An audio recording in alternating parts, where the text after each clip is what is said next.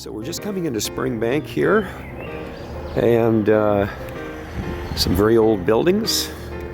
One of the oldest distillery families, the Mitchell family, independently owned. And you see up there that they're Springbank, they make Longrow, they make Hazelburn, and of course we know about Kilkerran, which is at Glengyle, which isn't far from here. And I think we're heading in to have a dram.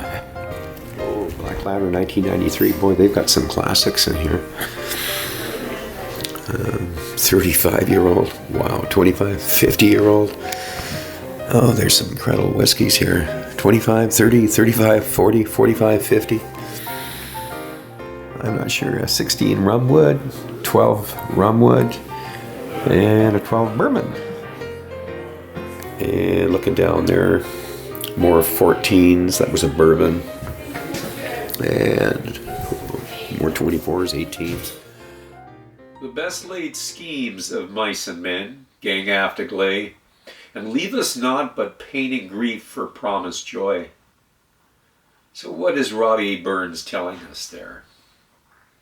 Well, what he's telling me is, well, you got whiskey all over your table, you better clean it up. You were planning on doing a review tonight, but you're playing around with whiskeys, trying to change a few things back here, and you dropped a couple of the samples that you were going to review, and now they're way down stuck behind the flow, and there's no way I'm going in there tonight to go get them. So I've got the table dry.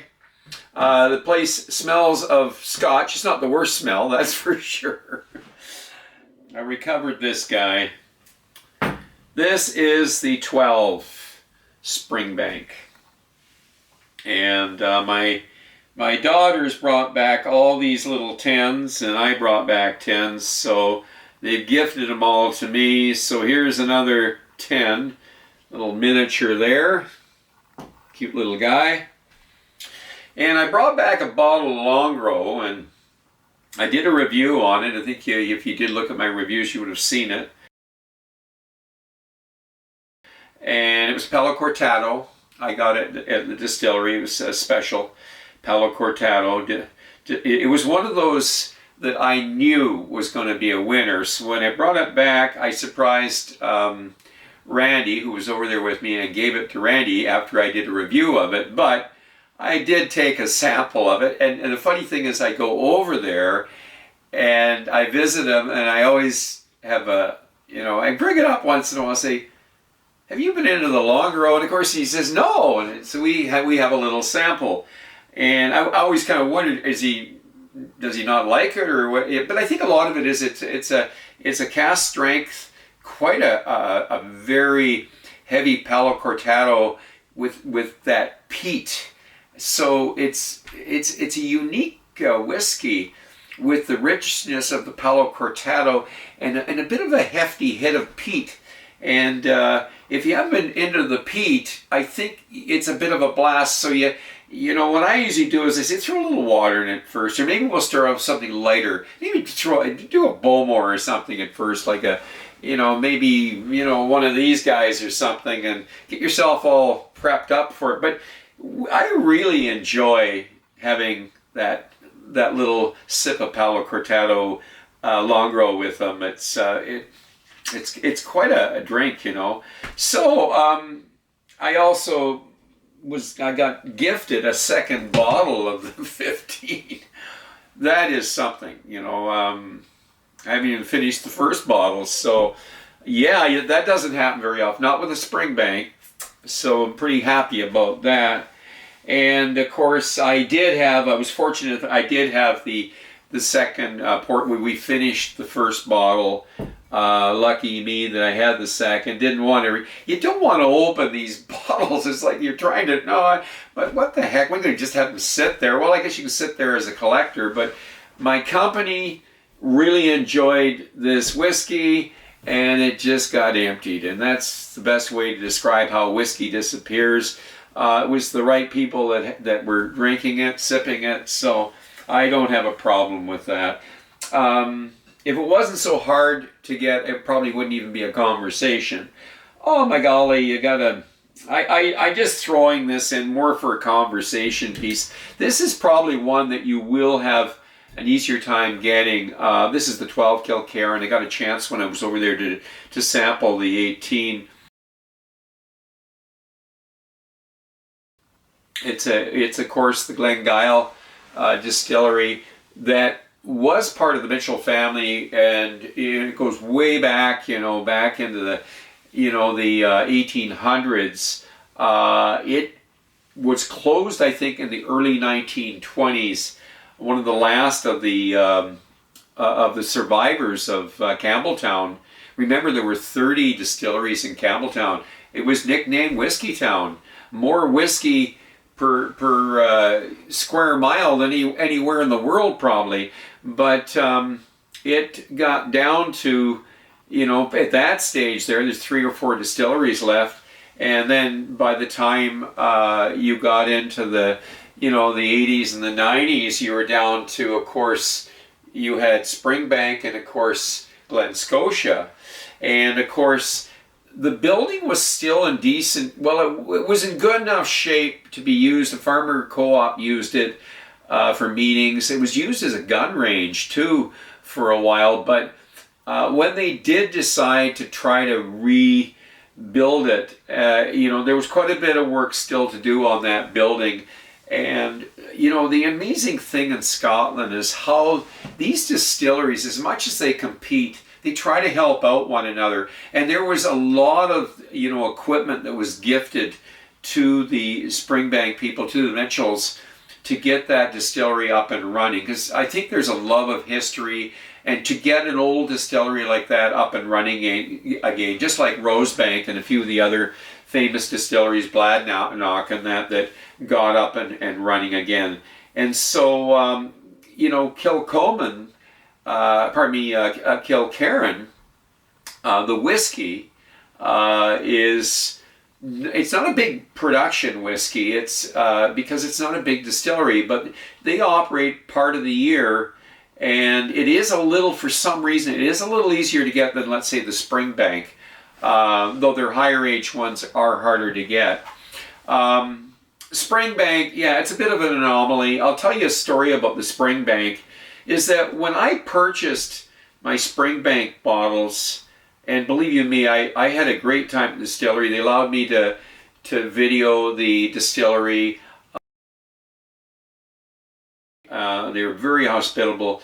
But when I purchased the whiskey, I never paid any more for this whiskey than what you would pay, let's say, at Oban, Glenfarclas, Clynelish.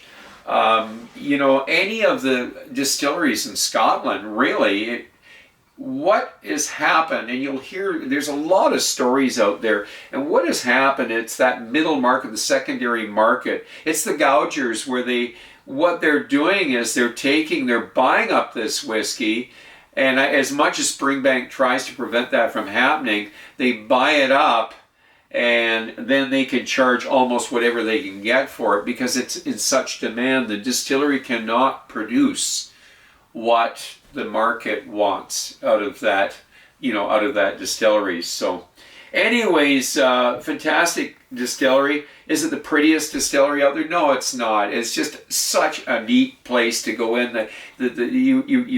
Your nose smells a distillery that could be producing whiskey 100 years before. You look at methods that were used 100 years ago. The taste of their whiskey is different.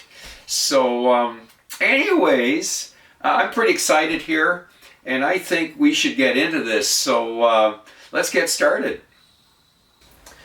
Maybe the positive side of this losing whiskey back there in the flue is that at some point I'm going to find a couple of nice drams of Springbank back there. So I'm looking forward to that. I didn't hear it break, so I think it's all, and I don't know, you smell any whiskey back there. I know there's so much whiskey smell in the room here. I don't think I could tell the difference. So let's crack this guy up here and let's get a pour of the Cask Strength 12 here. So okay, let's give this guy the nose here. Got some oranges and peaches and pineapples. A little bit of, being a commercial fisherman, I'm getting a little bit of the bilge, the wood in the bilge of a boat with the oil. There's some leathery smell to it, but it's kind of an old, almost like a, you know, like a barn leather that you have with your saddlery and that. This is like a smell you'd have in an old shop, you know, the oil and tools and on a bench. That kind of smell. Neat, very neat. That's all I can say. It's different than what you would get, let's say, in most whiskeys. There was one other thing there. There's that dankiness that you get when you first put your nose to it, like I get with a lot of Springbanks, eh? But I'm going to get right into the palate here, okay? Cilantro.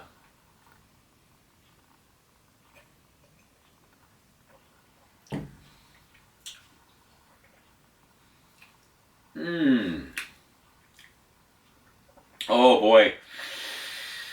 Muscovado sugar, mangoes, little pineapple. You get a little of that stew stuff you get like with the Glengarry whiskeys and that. You know, the umami, savory notes. But it's thick, it's creamy. Very creamy. Seaweed, cinnamon, pepper, nutmeg. It's quite a finish on this. Like it's hanging in. There's even a little bit of licorice going on, coating my mouth. Wow. The alcohol is, I mean, this is, I think it's a 56, but it might be a 54. I got to remember what it is. It's not a big blast of alcohol, though, you know. I think it's tucked into this thick, creamy whiskey. The whiskey's just got so much body to it. So let's go for the development and the finish. Cilantro.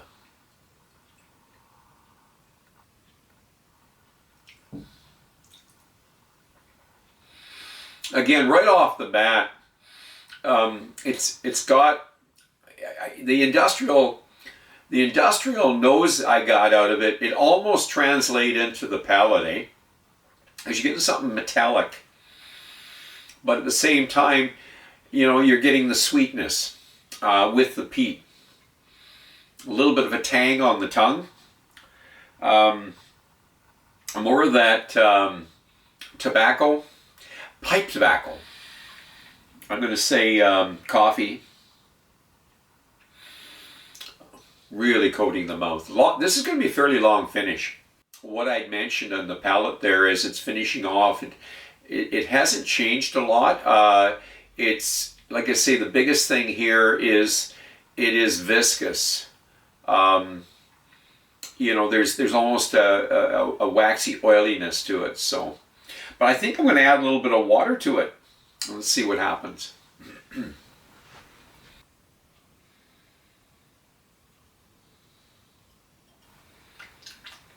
Okay, with water. Let's give it a little nose here first. Oh, Manuka. Maybe Manuka fireweed honey. And very rich nose. A lot of floral notes now suddenly. But the peat is still, that industrial peat's kind of in the background more now.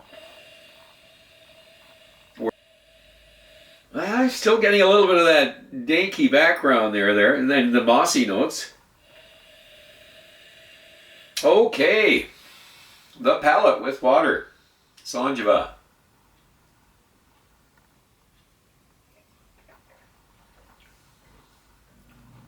Even with water, there's just so much body to this. Sweet and spicy. Little bit of mandarin going on there. Chocolate is bringing out the chocolate. Still the tobacco, a little bit of tobacco, coffee notes, but very slight on the peat. It's sort of pushed the peat back a little bit too. But it's a robust drink, and I was saying that it's going to have a long finish. A lot of it is because it's got so much body to it. It's kind of like a drink that keeps reinventing itself as you're drinking it, eh? But I only put a couple of drops in, eh? And it's kind of like really giving it that fruitiness, where before there was a lot of umami stuff going on. But so what am I going to score this guy? If I score the cask strength 12, it's not value for your money because, number one, I was gifted some samples, and fortunately I still have one that's kicking in behind the flue, plus a 10 in behind there that got dropped. My son has the cask strength 12, but an earlier one, and my buddy Al has one. I have sampled those. Probably more than anything right now, I'm going to say this review was more about the consistency of the whiskey. Is it as good as the last one I tasted over at Al's place, the one I had in Scotland? I'm going to say it's always going to be, it seems in my table, consistent. I just haven't had a bad Springbank, but there's those that have reviewed it and they've given it a thumbs down, so it happens. The 15 as well. I'm going to say that it is probably going to be around the 87 mark, somewhere in that vicinity.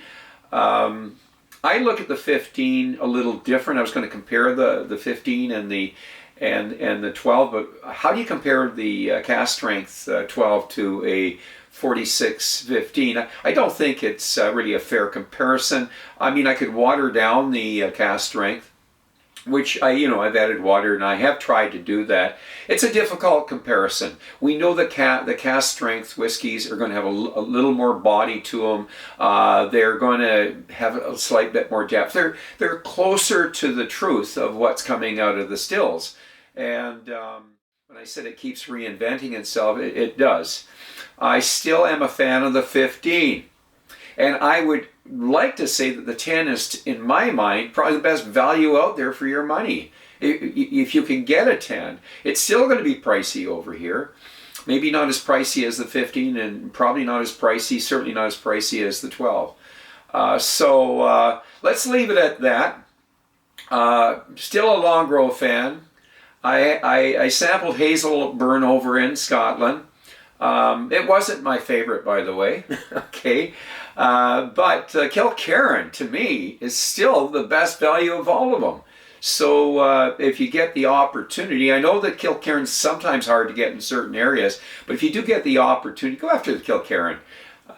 It's a well worth what you're paying. Most of the ones I bought here were reasonable, but I mentioned the 18 and the 16. The 16 is, I think, still readily available.